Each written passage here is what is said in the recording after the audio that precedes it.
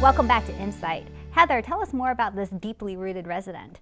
Well, her name is Sue Carter, and she's lived here for years. And if ever you have a question about anything related to El Segundo's history, she's the woman you want to ask.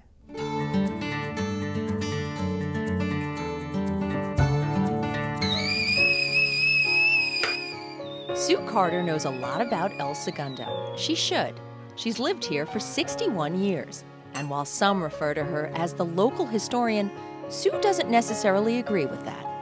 So you're a historian. Not really. Okay, you don't like to call yourself that, but a lot of people look at you that way.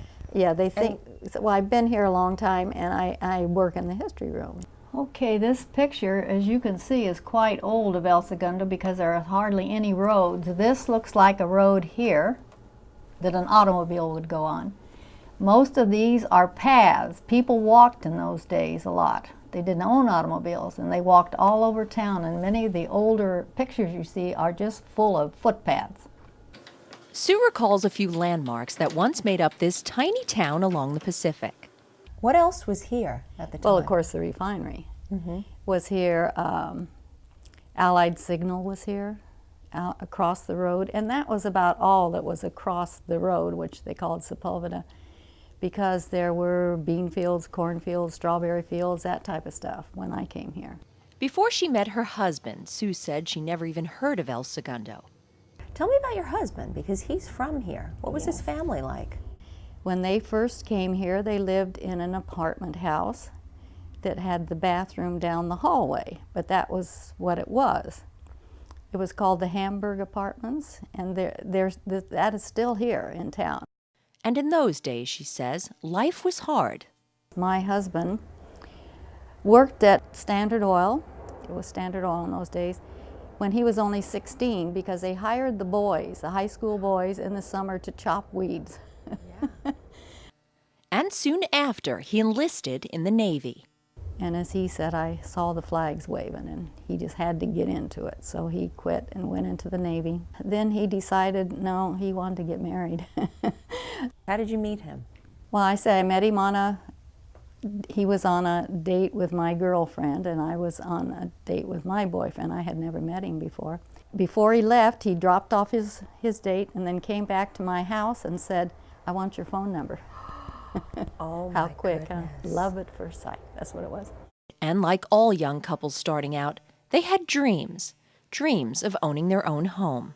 The first house that Don and I lived in, we built a house on the 700 block of Eucalyptus, and it was a kit house. It came in a box.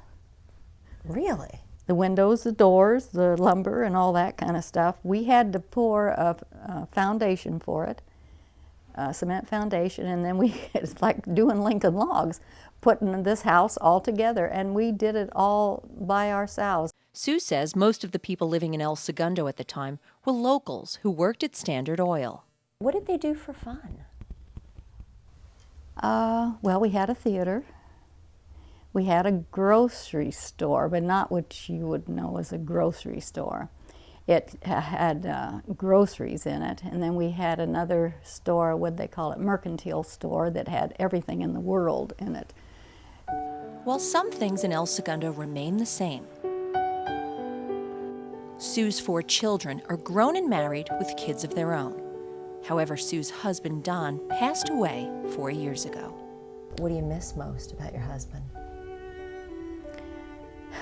What do I say? His laughter, I think. And, just having him around. And this is a great picture over here. Obviously, this is your husband. Yeah, he loved to play pool. He really did. He played pool anytime he had a chance, and he never was kind either. He played to win.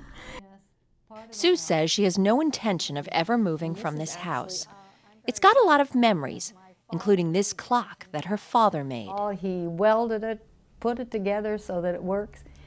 But the funny thing was, he originally made that clock to be on the ceiling at his home with my mother.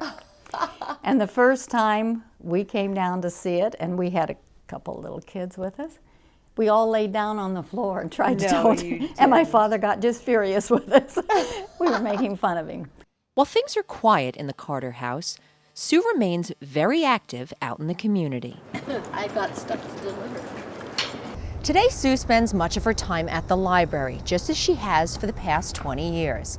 And although she enjoys showing old street scenes of El Segundo, she says she has the most fun working with kids. Okay, now when you get a little older and decide you want to go into high school, you can come in here and get the annuals and look at them. And that'll show everybody who was in the grade ahead of you or behind you. At the age of 81, Sue Carter shows no sign of slowing down. Just recently, she won the 2009 South Bay Woman of the Year Award for her work with disabled youth. She still struggles with the loss of her husband, but she finds comfort in the city she says is rich in history. She's got roots here, as deep as the roses she planted many years ago.